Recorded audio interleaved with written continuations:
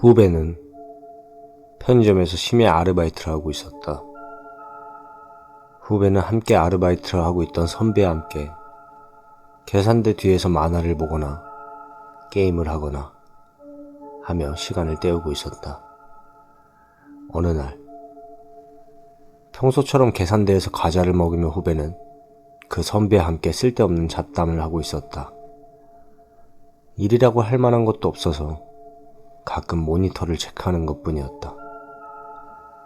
모니터는 화면이 4분할되어 계산대를 비추는 것이 2개, 식료품 찬장이 1개, 책장이 1개씩 분할되어 있었는데 책장 쪽에서 갑자기 웬 여자가 한 명 서 있었다.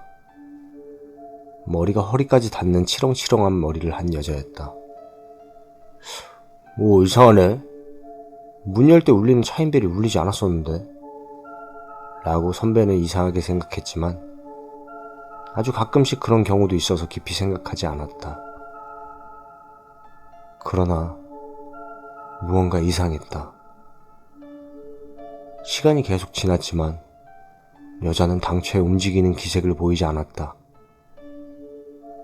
책을 읽고 있는 것인가 했지만 그것도 아니었다. 여자의 손에는 아무것도 없었고 그저 책장을 빤히 응시하고 있을 뿐이었다. 야, 저 여자 책 훔치려는 거 아닐까? 선배가 말했다. 어딘지 모르게 이상한 분위기가 느껴지는 여자다. 후배도 그 생각을 하고 있던 차였기에 고개를 끄덕였다. 둘이서 함께 조사해보기로 하고 선배는 계산대 쪽에서 바로, 후배는 뒤쪽으로 돌아 책장으로 향한다. 그렇지만 막상 책장까지 와보니 여자가 없었다. 두 사람은 고개를 갸웃했다. 분명히 도망칠 구멍이 없도록 2명이 한 번에 접근했는데 그러자 화장실 쪽에서 물을 내리는 소리가 들려왔다. 뭐야? 화장실 간 건가? 이상한 사람이라고 생각하며 둘은 다시 계산대로 돌아갔다. 그러나 모니터를 다시 보고 둘은 온몸에 소름이 끼치는 것을 느꼈다. 아까와 전혀 다름없는 모습으로 여자가 책장을 바라보고 있는 것이었다. 빠르다. 지나치게 빠르다. 화장실에서 책장으로 돌아오는 것과 책장에서 계산대로 돌아오는 것이라면 분명 이쪽이 훨씬 빠를 터였다.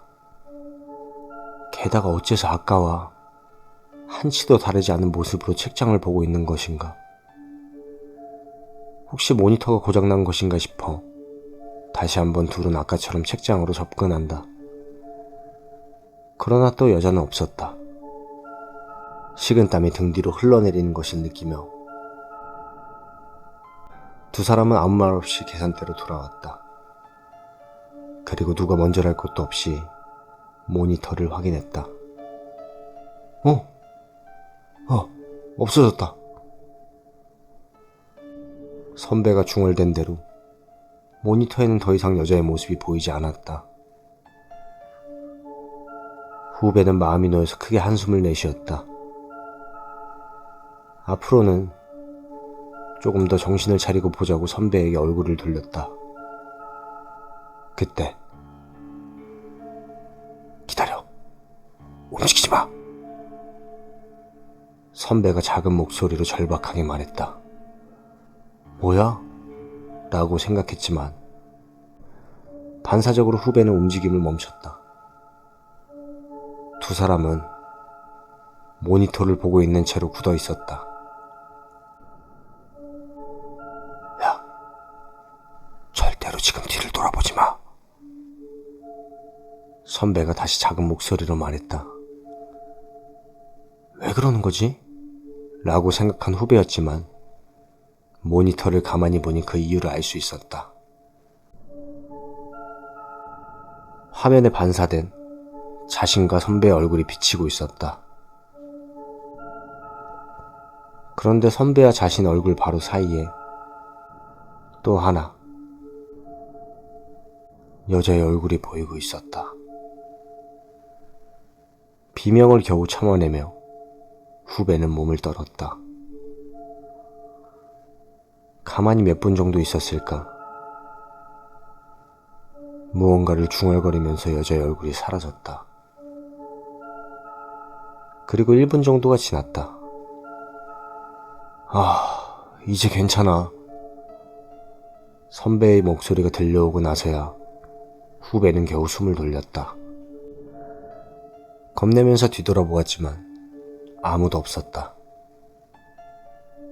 미친 듯이 뛰는 심장을 억누르며 후배는 모니터로부터 떨어졌다. 대체 뭔지는 모르겠지만 무언가 나타나긴 하는구나. 선배는 질린 듯한 목소리로 중얼중얼대며 후배 쪽을 바라보았다. 그렇네요. 라고 대답하며 후배는 굳어버렸다.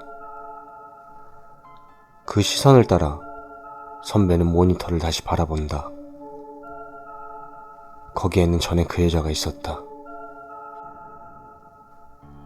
거기다가 이번에 그 여자는 카메라를 향해 입이 찢어질 듯 벌리며 웃고 있었다.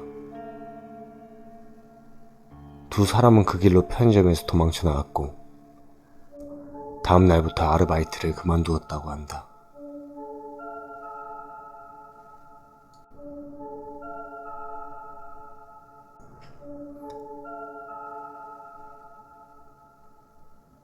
내가 어릴 적 우리 할아버지는 양계장을 하셨다.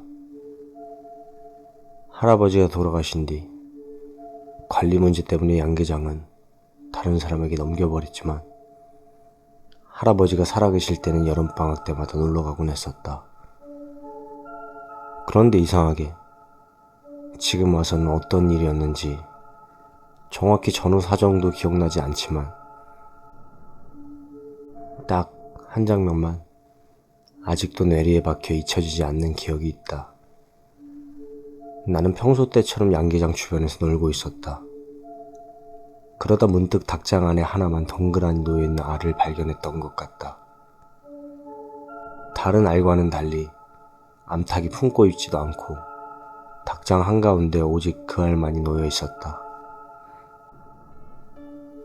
기묘하게도 그 알 주변에는 닭들이 다가오지 않았다. 마치 저 알은 자신들과는 다른 어떤 존재의 것이라고 생각하는 것 마냥 나는 무엇에 홀린 것처럼 닭장 안으로 들어가 알을 손에 들었다. 알 안에는 무엇인가가 들어있는지 꽤나 묵직한 무게가 느껴졌다. 하지만 안에 무엇이 있다고 생각하기 힘들 정도로 차가웠다. 나는 멍하니 알을 들고 닭장에서 나왔다.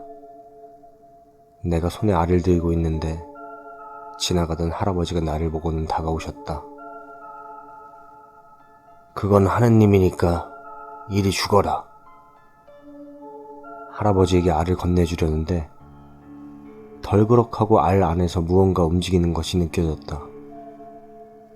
깜짝 놀란 나는 그만 알을 떨어뜨려버리고 말았다.